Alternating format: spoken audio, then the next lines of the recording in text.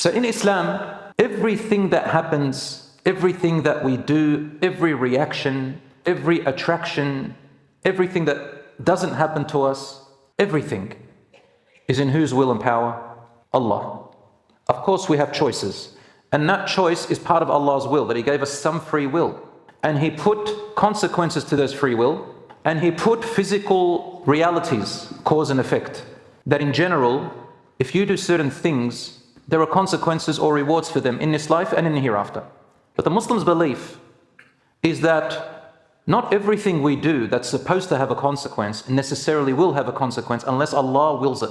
There are so many things we do that normally would have consequences by cause and effect, but Allah saves us from them.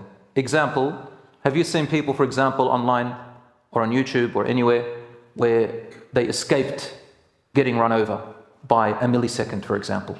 Or somebody who fell from a high cliff is meant to die, but somehow they fell on certain things that by the will of Allah they stayed alive, whereas any other person would have died.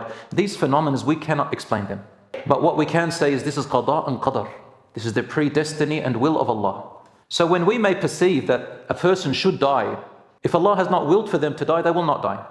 And when we perceive that a person should have lived, for example, if Allah has not willed for them to live, will they live? No.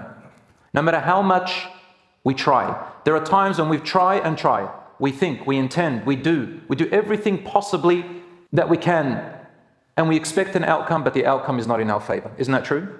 Whose control is that all in? Allah subhanahu wa ta'ala. So this is called the belief in qadar, that Allah had pre-measured everything to be. Alright, I focus on the part of the hadith which says, if you ask or beg from anyone, then only ask from who?